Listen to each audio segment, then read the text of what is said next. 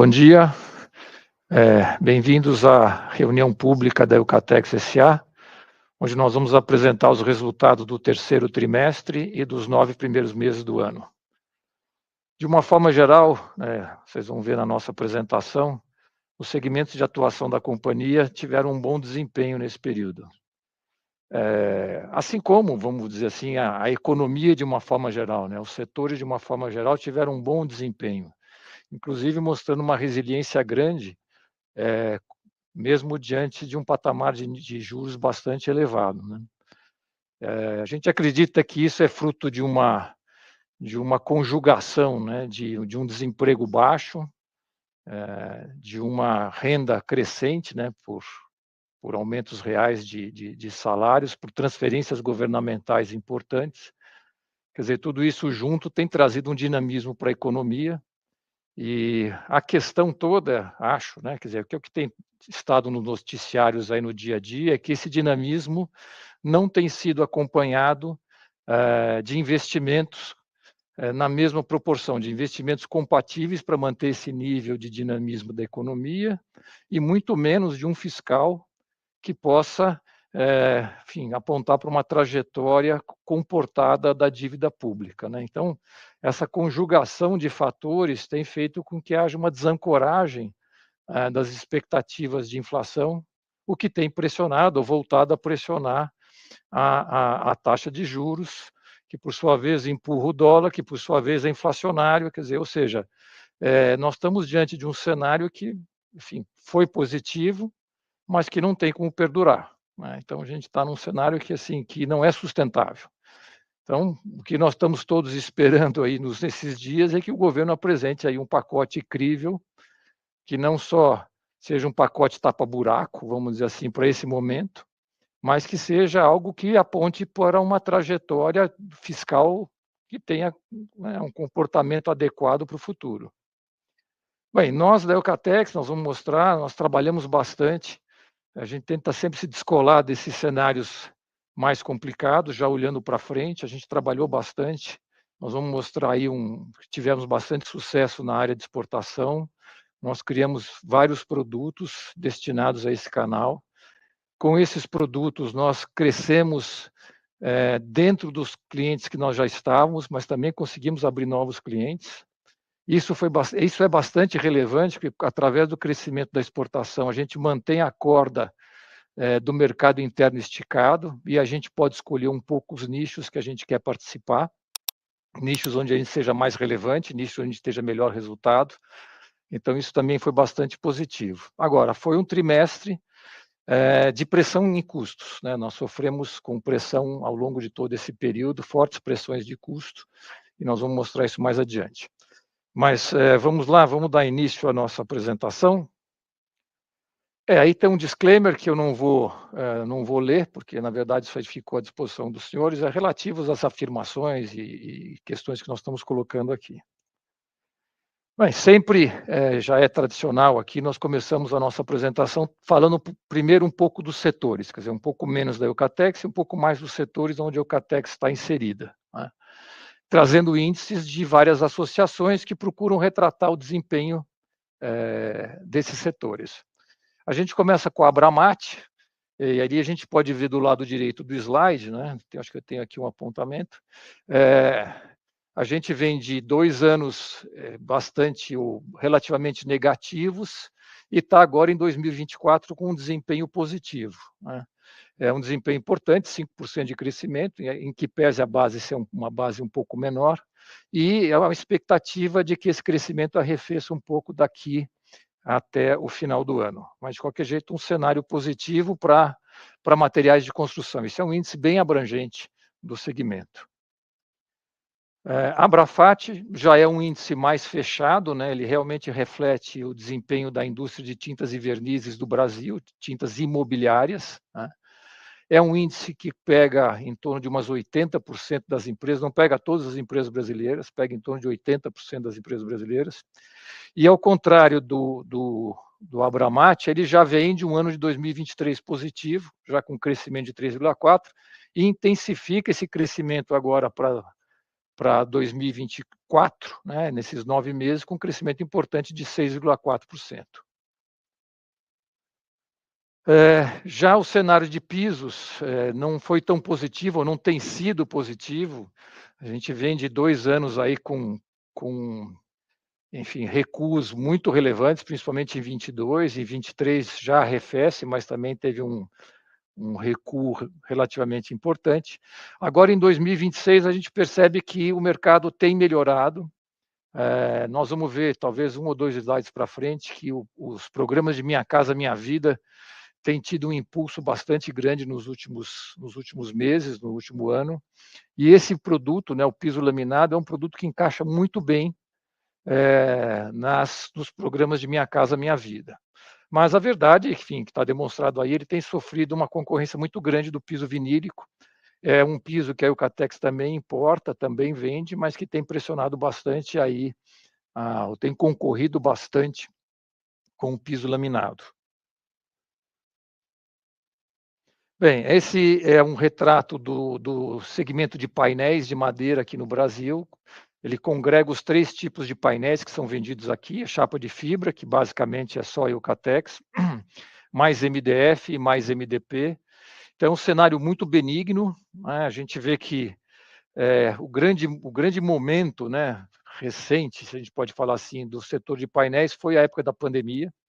Realmente foi uma época de muita demanda, e hoje a gente pode ver que nós já estamos com o mercado interno, que essa barra mais escura, já estamos com o mercado interno trabalhando em níveis superiores ao período da pandemia, o que é, enfim, extremamente positivo. A ociosidade, que é essa barra amarela, ela ainda está acima do período da época da pandemia, muito mais pelo grande acréscimo de capacidade instalada que houve no período.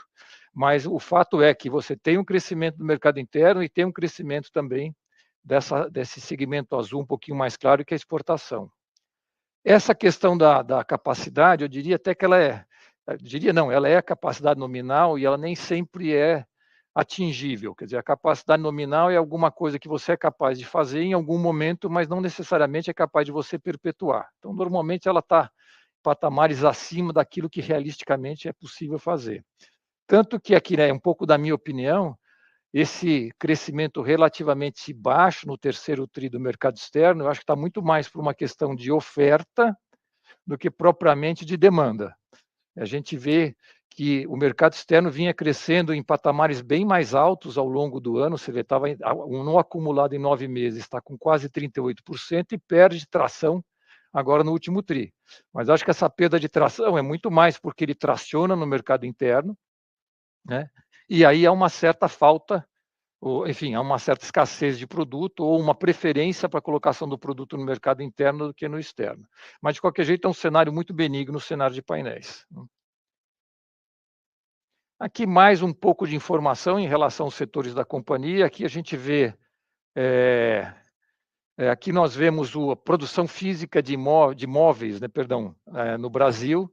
Então, aqui bastante nítido, aqui a gente vê aqui, isso aqui é a época da pandemia, né, 2021, é um crescimento bastante grande, né? Isso aqui é uma sempre referenciando aos 12 meses anteriores, depois você tem um vale muito grande aí, aqui em 2022, e depois uma recuperação, e aqui já mostra uma recuperação importante aqui em 2024, quer dizer, mais um setor que é consumidor de painéis de madeira, quer dizer, então é um índice que conjuga muito com aquele anterior, né? Quer dizer, então está se vendendo mais painéis, está se fazendo mais móveis.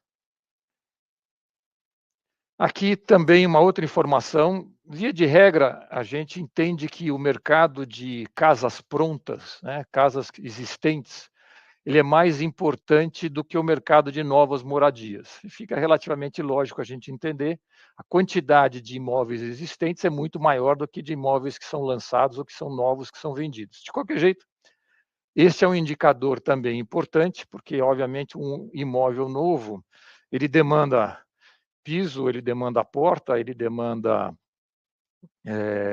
enfim, pintura, né? Então ele é um consumidor potencial dos produtos da empresa, né? Então é importante também a gente acompanhar esse segmento, e a gente vê que Está um pouco defasado aqui, né, porque nós estamos falando de semestre, né, nós já fechamos o terceiro trimestre, mas de qualquer jeito são números relativamente recentes e mostram aí um dinamismo grande de novas unidades vendidas no comparativo 23 com 24, e principalmente aqui no Minha Casa Minha Vida, onde a gente falou que os produtos da Eucatex se encaixam bem, né? Portas se encaixa bastante bem, piso se encaixa bastante bem, um crescimento bastante grande, ou seja, uma participação incremental neste crescimento, né?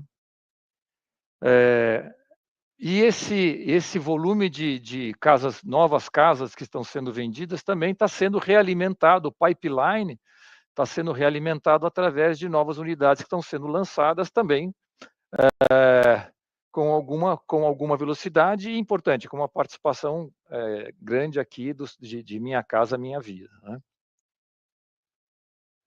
Bem, isso é um pouco da visão, então, mais uma vez, dos segmentos onde a empresa está inserida, quer dizer, como é que eles se comportaram, isso é um pouco da visão do mercado.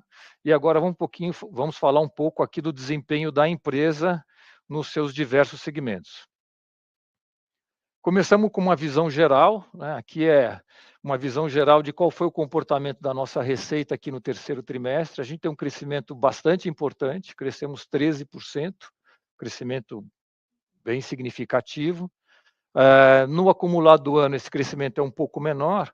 Se a gente lembrar, nós começamos esse ano de 2023, a nossa receita, perdão, 2024, a nossa receita comparada com 2023, ela no primeiro trimestre ela teve um recuo. Naquela ocasião, até nós comentamos que nós tivemos um primeiro trimestre do ano passado excepcional, porque nós acabamos acumulando algum estoque em 22 que foi vendido no primeiro trimestre de 23. Então, ficou um pouco desbalanceado. Então, a gente começa o ano com um pouco de perda de receita em relação ao ano anterior e vem recuperando. No final do semestre, em junho desse ano, a gente tinha zerado a diferença e agora a gente está com um crescimento de 4,5%. O principal motor desse crescimento tem sido a parte de exportação. A gente vê que ela vem ganhando importância aqui na pizza, né? Essa aqui mostra como a empresa está organizada, né? Nós temos 3 diretorias, né? 2 para o mercado interno, que é a indústria e revenda, basicamente venda de painéis para a indústria seriada ou para a revenda madeireira. Uma área que é um guarda-chuva, que é construção civil. Aqui nós temos portas, nós temos pisos, nós temos divisórias para escritório, nós temos tintas, né? Então é um guarda-chuva com uma participação importante. E aqui nós temos segmento de exportação, em que pese a gente exportar todo tipo de produto que a gente produz, o carro-chefe são os painéis de madeira, né? Bem, aqui a gente está abrindo aqueles segmentos que nós mostramos anteriormente para ver o comportamento da receita. E a gente vê aqui que no trimestre a indústria moveleira e a revenda cresce 4%, né, em relação ao ano anterior. Não é suficiente ainda para superar o ano de 2023. Novamente, em 2023, primeiro trimestre, o segmento mais beneficiado com o estoque de 2022 foi a indústria e revenda. A gente vendeu muito estoque que estava acumulado na virada do ano, no início de 23. Por isso, aí essa diferença. No segmento de construção civil, são crescimentos importantes e pujantes. Se a gente lembrar um pouquinho, a gente acabou de falar isso, a Bramate está, acho que um crescimento de 5%, Tinta está com um crescimento de 6%, quer dizer, então, nós estamos com o nosso segmento de construção civil crescendo acima do mercado no trimestre e no acumulado do ano. Então, é um segmento que está indo bastante bem. Mas, enfim, de longe, o principal segmento que eu disse que puxou a receita da empresa, né, que puxou o desempenho da empresa, foi a área de exportação.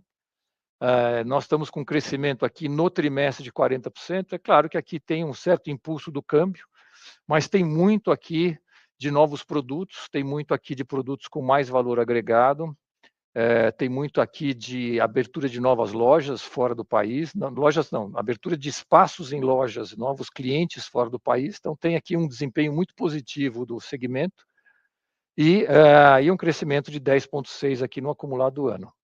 E a gente vê que aqui, né, o principal segmento, como disse, a gente exporta de tudo, né? Até o demais aqui está com 1%, mas realmente o volume que a Eucatex exporta é de painel de madeira. E a gente vê que o destaque aqui está no MDF HDF, né? Aqui é que a gente investiu bastante na criação de novos produtos.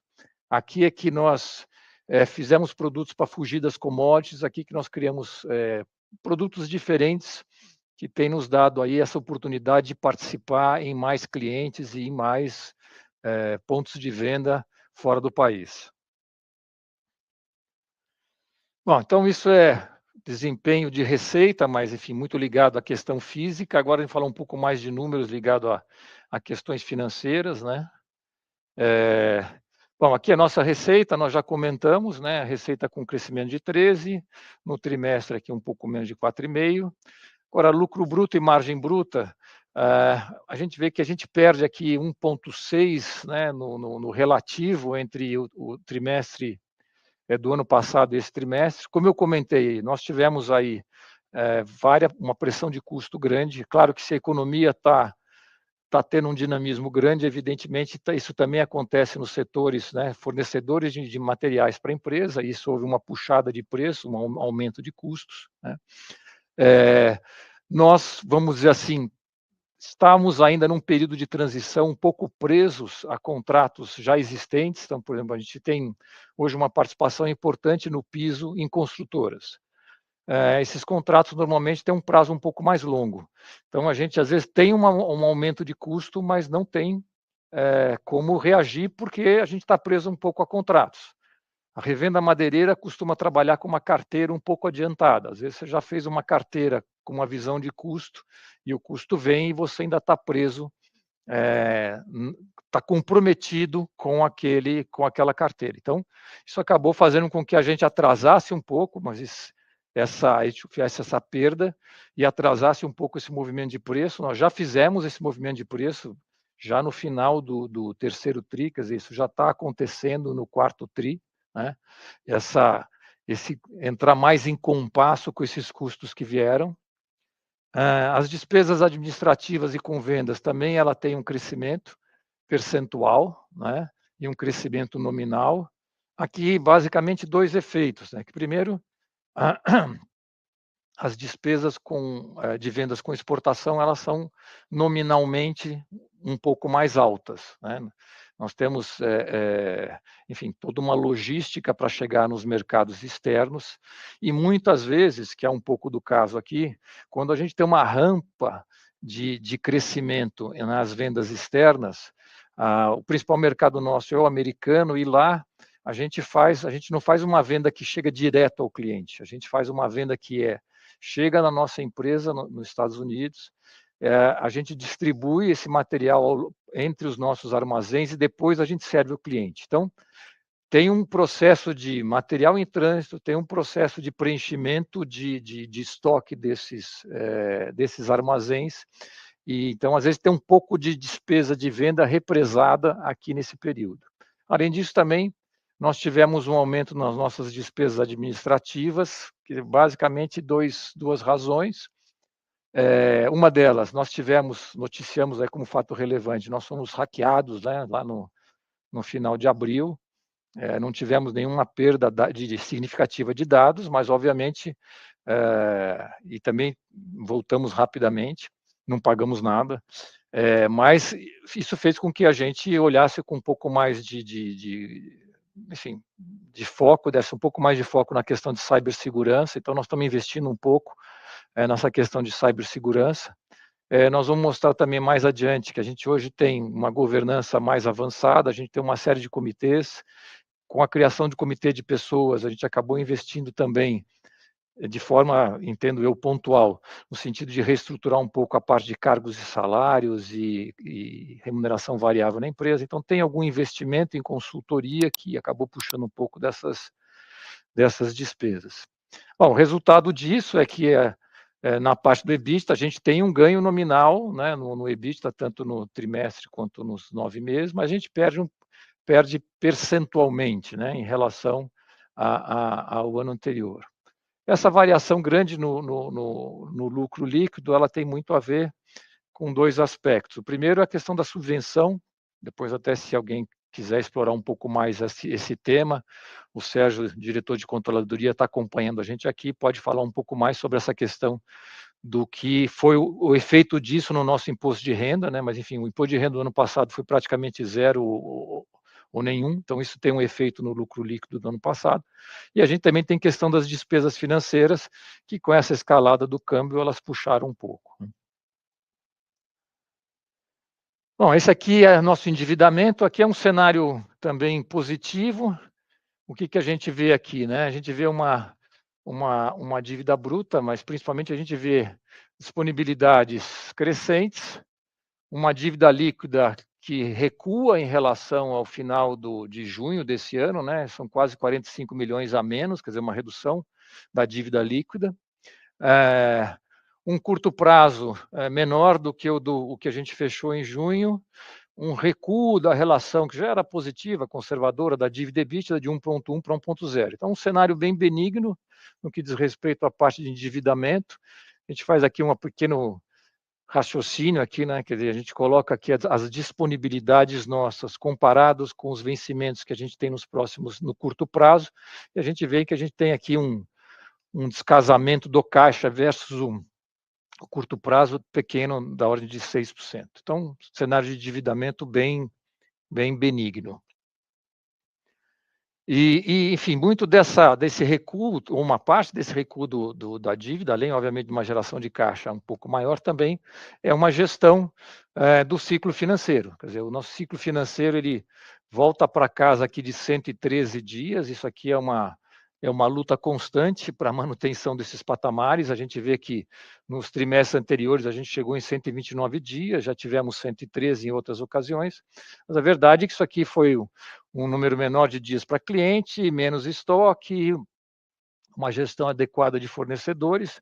Isso enfim, como eu disse, é um foco constante da administração da companhia para a manutenção do capital de giro em patamares, vamos dizer assim, mais adequados, né?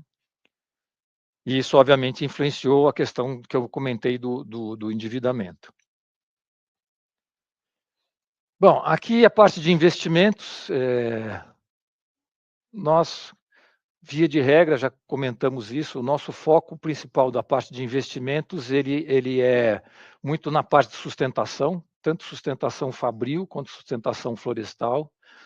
Sempre, é óbvio, a gente reserva uma parte desses investimentos para algumas intervenções estratégicas, normalmente algo em torno de 10% desse volume.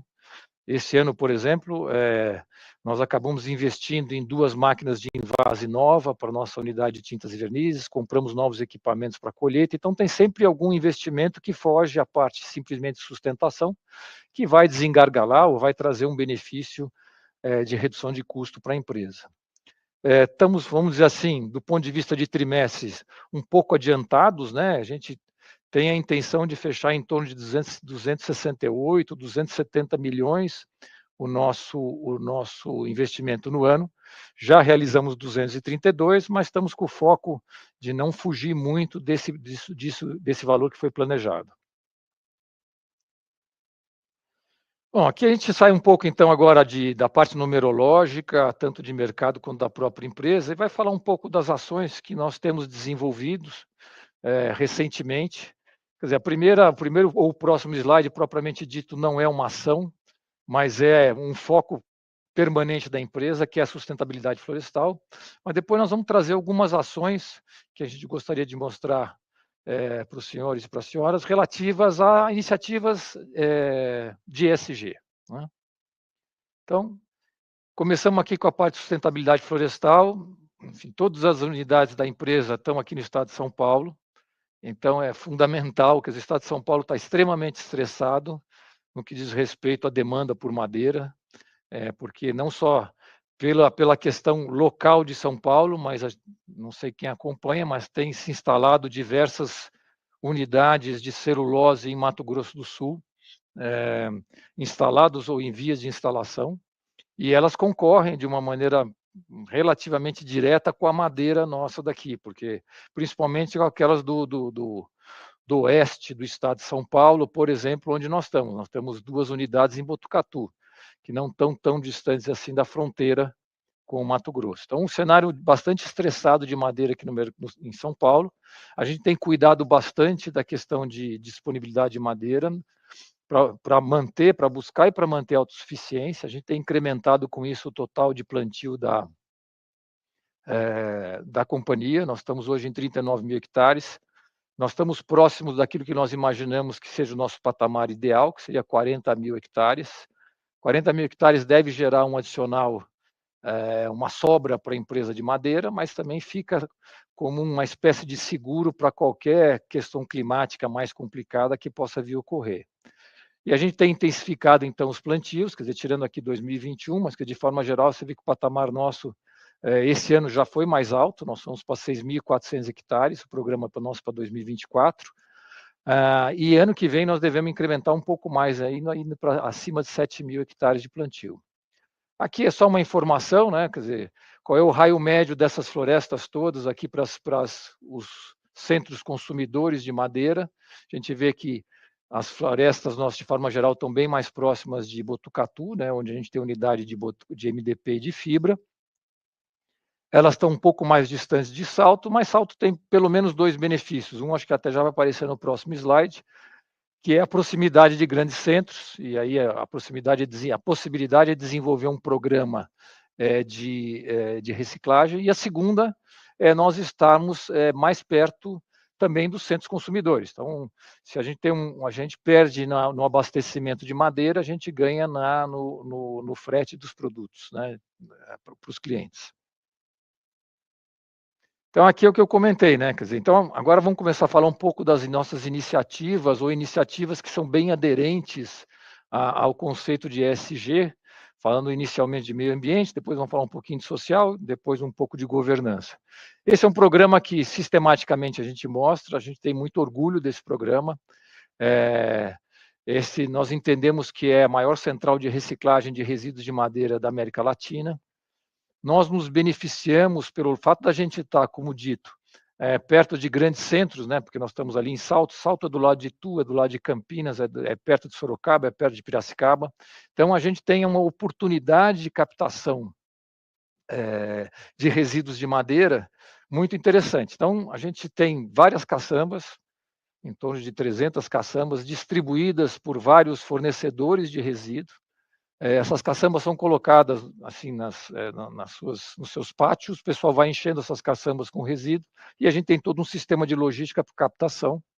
Além das caçambas próprias, nós também incentivamos, isso também tem um aspecto social, a gente incentiva e compra resíduo de madeira de pequenos fornecedores que vão até a nossa planta, fazem captações quase que de maneira individual e vão até a nossa planta e nós compramos. A verdade é que a gente tem uma reciclagem importante, quer dizer, isso aí tem um aspecto social, ambiental e também financeiro bem relevante. A gente tem, o nosso programa está em torno de 100 mil e deve crescer agora com a entrada da fábrica de Botucatu, mas está em torno de 100 mil toneladas de reciclagem de resíduo por ano de madeira. Esse resíduo, de outra forma, estaria num aterro sanitário, quer dizer, estaria, enfim, contaminando o meio ambiente, e agora ele está gerando vapor nas nossas fábricas. Enfim, iniciativa aderente a essa questão de ESG e meio ambiente, nós temos um viveiro de mudas, isso também é interessante, não é sempre que a gente traz essa informação, mas aí o Catex tem um viveiro próprio, nós produzimos 13 milhões de mudas por ano, isso é suficiente, ou mais do que suficiente, para que a gente abasteça toda a nossa frente de silvicultura com mudas de nossa propriedade, né? E essa produção de mudas é altamente demandante do recurso de água, né? Então, um dos grandes focos de consumo de água são nos pátios, em torno de 180 mil litros de água diário. E nós temos feito diversos programas para economizar, para reutilizar essa água. Nós já estamos conseguindo reutilizar perto de 10% nesses programas que a gente tem feito, mas também dentro da preocupação ambiental. Outro projeto nessa direção, quer dizer, uma direção vamos dizer assim, alinhada com o ESG, né, redução de emissões de dióxido de carbono, etc., mas também um projeto que tem um cunho econômico também bem relevante para a companhia. Hoje, metade do consumo de energia da empresa vem de base solar, vem desse projeto, dessa parceria com a Comerc. Nós consumimos em torno de 40 megawatts de energia ano, então em torno de 20 está vindo desse projeto, então com todo o aspecto ambiental positivo da geração dessa energia através de placas solares, mas também, como dito, tem aí um resultado econômico bastante interessante.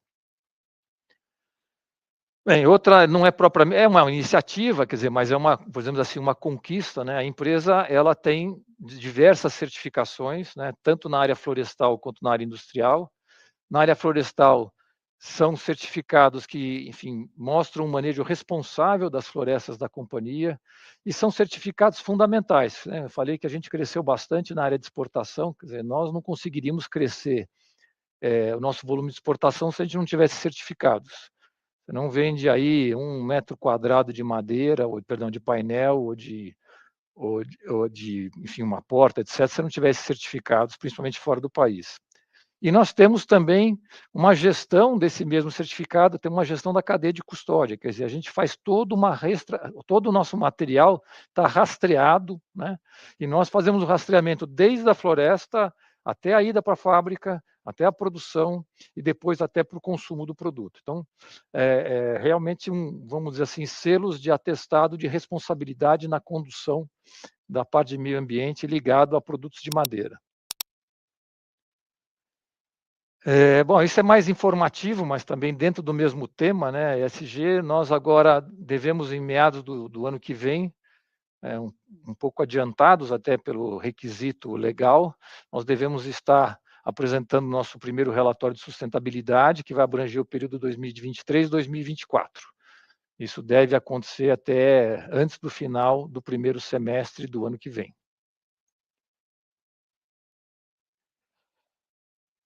Bom, agora mudando um pouquinho o foco, saindo um pouco de meio ambiente e mostrando algumas iniciativas no lado social. Esse é um programa muito bacana, eu já fui conhecer, chama-se Casa na Natureza, é um espaço que fica ao lado do nosso viveiro, e a gente faz um programa com a municipalidade, nas cidades próximas nossas, de Bufete, onde fica o viveiro e Salto, e nós focamos em alunos da quinta e sexto ano, que são convidados a passar lá o dia conosco, tem lá um lanche, etc., mas principalmente para entender a atividade de silvicultura, para entender os cuidados que a empresa tem com os cursos d'água, com a fauna, com a flora. Então, é um programa muito interessante e nós já tivemos em torno de 28, acho que aqui não está saindo.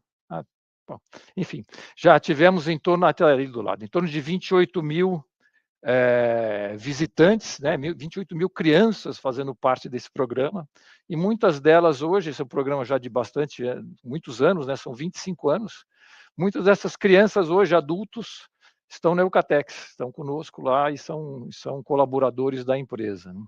Então é um programa muito bacana. Temos também de cunho social, quer dizer, a gente permite, né, estabelece parcerias com cooperativas e permite que essas cooperativas explorem a floração dos nossos eucaliptos e, através dessa exploração, elas produzem mel e é uma fonte de atividade e uma fonte de receita para essas famílias. Né?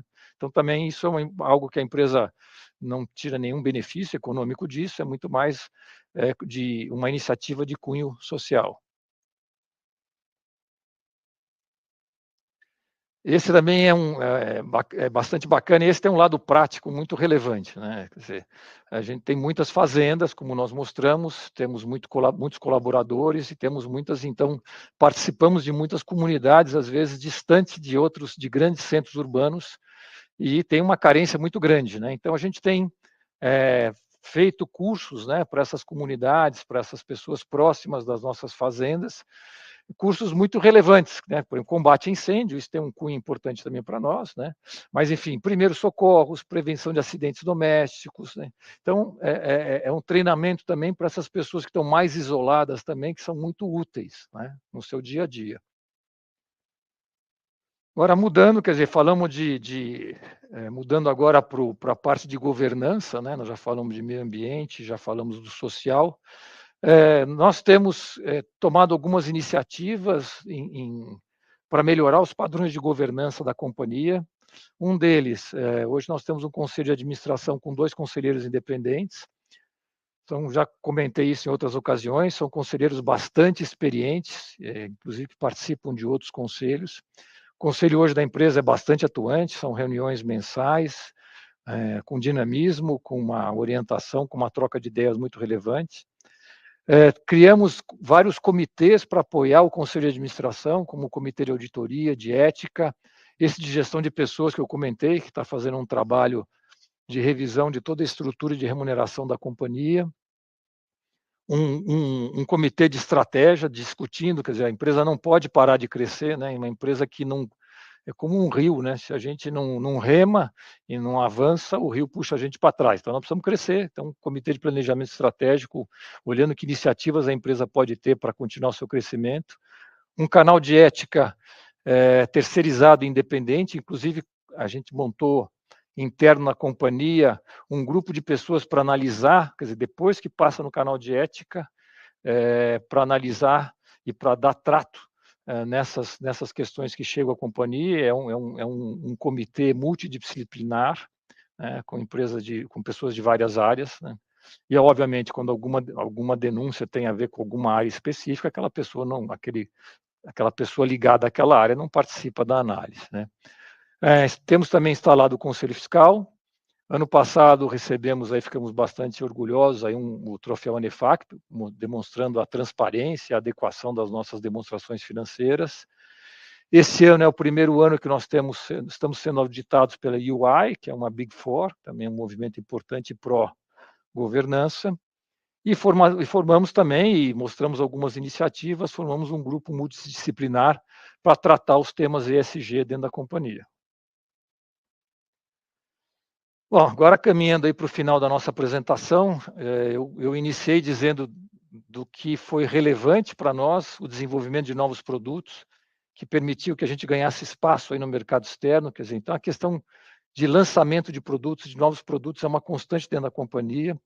Esse slide aqui é só ilustrativo, quer dizer, aqui é um slide que fala um pouco de uma coleção nossa de BP, mas isso aqui foi muito mais, talvez um lembrete e uma chamada de atenção para a gente dizer o quão importante é a parte e o foco da empresa em lançamento de novos produtos. E aqui tem a informação de feiras que a empresa participou esse ano, são investimentos relevantes. A Revestir, por exemplo, eu acho que ela tem, enfim, alguns milhares de expositores, né? Não, acho que tem, não chega a ser, não sei se chega a ser 1000, mas enfim, tem vários milhares de visitantes, quer dizer, é uma feira bem relevante. Inclusive, nós nessa feira ganhamos o prêmio da parte de piso laminado pelo lançamento que a gente fez, né? Fomos eleito o melhor piso laminado da Expo Revestir, uma feira bem relevante. Participamos também da FEICOM, uma feira de proporções assim grandes, assim como a Revestir, justamente para a gente continuar falando com o nosso público, continuar mostrando os nossos produtos e o que a gente está criando de novidade. Bem, esse era o último slide. Agora não sei se a gente interrompe um pouquinho para a parte de perguntas que eventualmente existirem.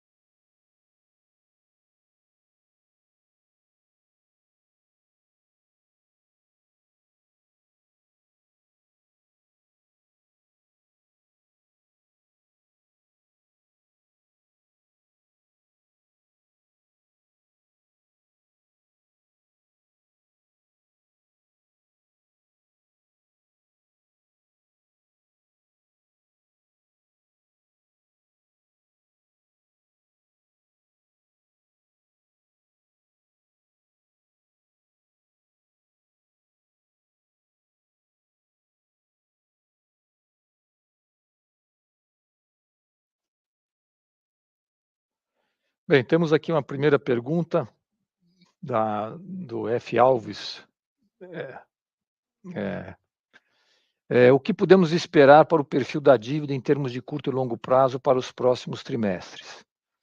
Bem, a gente não pode, vamos dizer assim, adiantar, mas nós estamos trabalhando numa operação importante do ponto de vista de volume, do ponto de vista de prazo financeira.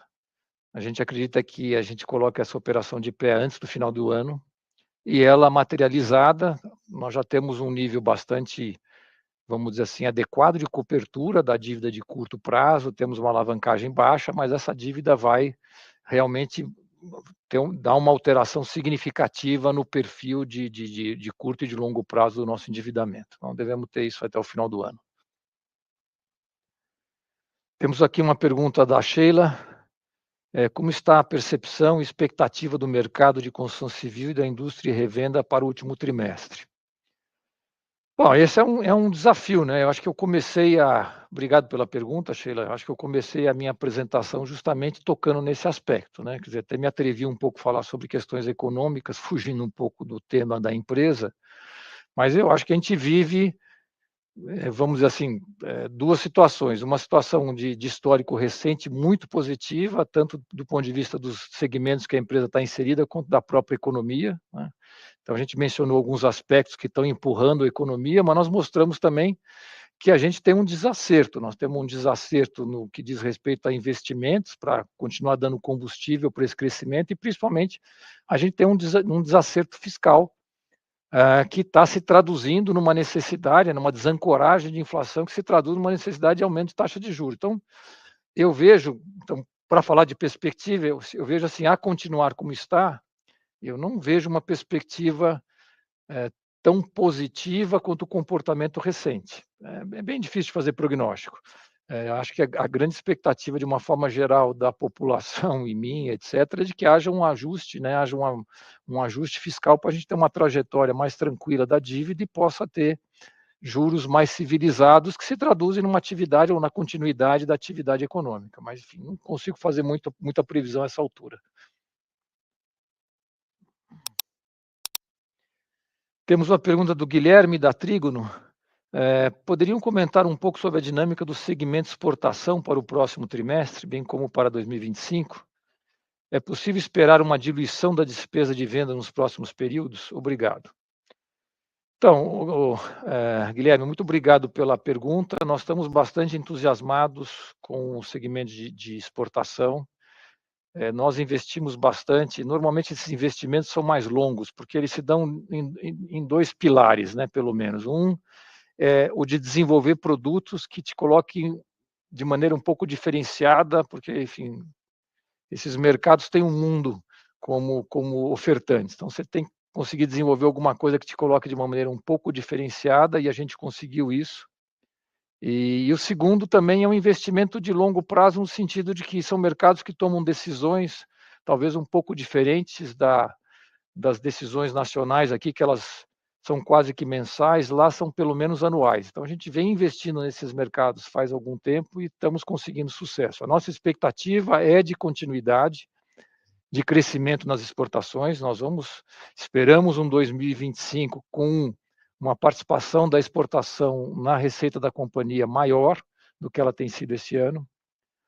Se a gente pode esperar um refluxo aí, um retorno das despesas com vendas, podemos esperar alguns, sim, porque, como eu comentei, quando a gente começa a abastecer esses mercados, num primeiro momento você tem que encher os canais, você enchendo os canais, você acaba represando um pouco de despesas com fretes, porque elas não se materializam em vendas, né?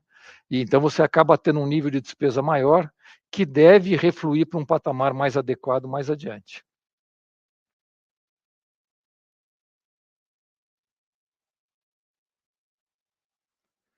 Uma outra pergunta do Guilherme. Se puder fazer mais uma, sim, à vontade. Gostaria de entender um pouco melhor o que poder esperar da dinâmica de margem bruta nos próximos períodos. Obrigado. Quer responder essa, Sérgio? Nós entendemos assim, Guilherme, obrigado pela pergunta. Nós entendemos que há uma perspectiva de recuperação das margens, na medida em que os preços estão sendo aplicados no mercado, estão sendo aplicados aumentos de preços em todos os segmentos de atuação da empresa. E também o câmbio, com esse descolamento que teve, dependendo do patamar dele, deve influenciar positivamente as margens aí, que a gente está vendo um certo arrefecimento nos custos, então isso vai ter uma dinâmica positiva aí na margem para o próximo trimestre, pelo menos. Bom, temos uma próxima pergunta do senhor Osmar, que faz, quer dizer, acho que a gente já falou sobre exportação, né, através da pergunta lá do Guilherme da Trígono, mas aqui o senhor Osmar pede para a gente focar um pouco mais na perspectiva para o mercado americano. Bom, nós estamos na iminência da troca de presidente nos Estados Unidos, né, agora para janeiro. O presidente Trump, na sua campanha, falou bastante de aspectos de protecionismo, né, falou bastante de elevação de tarifas de importação. Isso tem trazido algum desconforto para exportadores para os Estados Unidos, que é quase o mundo inteiro, principalmente para os emergentes. Mas, assim, nós já tivemos outras administrações Trump, não tivemos, podemos ter até uma mudança tarifária, mas a gente acha que não será nada significativo. E, de qualquer jeito, eu acho que não será nada nunca dirigida especificamente ao Brasil. Quer dizer, se isso acontecer, é um acontecimento que tem uma amplitude maior, talvez até mais focado em China do que em outros países. E eu não sei, quer dizer, e como os Estados Unidos é um grande importador, quer dizer, você vai colocar todo mundo talvez num patamar diferente, mas no mesmo patamar. Quer dizer, então, relativamente, essa competitividade acho que não muda. Então, nós continuamos aí otimistas com o mercado americano especificamente. Temos uma pergunta aqui do Juan, da Charles River. Primeiro nos cumprimenta, bom dia, Juan, igualmente. Nos parabeniza pelo resultado, obrigado. Poderia nos dar um pouco mais de detalhe da dinâmica de preço nos últimos meses? Poderiam dar uma ideia de aumento dos preços na ponta comparado à média do terceiro trimestre? Muito obrigado. Bom, o Sérgio comentou um pouco, eu também falei ao longo da nossa apresentação. Esse dinamismo que ocorreu nos setores de atuação da companhia, a gente não está isolado, também aconteceu para os nossos fornecedores. Nossos fornecedores se sentiram aí encorajados, né, a reajustar preços, né, e também, às vezes, empurrados um pouco pelo câmbio para reajustar preços. Né, o câmbio pega, eu acabei não comentando, né, mas o câmbio pega, por exemplo, nas resinas, que é uma matéria-prima importante para a confecção de painéis, quer dizer, está muito ligado ao câmbio. Então, houve, de fato, uma majoração de preço. Nós ainda um pouco presos, vamos dizer assim, pego um pouco no contrapé nessa questão de custos, porque tínhamos alguns contratos, principalmente, já mencionei, com construtoras, tínhamos alguma carteira já com as revendas, então ficamos um pouco presos aí a preços históricos com custos atuais. Como disse o Sérgio, nós já nos movimentamos nessa parte de preços, né? Nesse próprio trimestre que se encerrou, e mais notadamente agora nesse último TRI. É difícil a gente falar em percentuais, mas estão sendo percentuais importantes, certamente vão ser capazes de recompor as nossas margens e talvez até nos trazer margens melhores que propriamente até aquelas que nós vimos em períodos anteriores. Então, acho que estamos relativamente confortáveis aí com o movimento que as nossas áreas comerciais fizeram.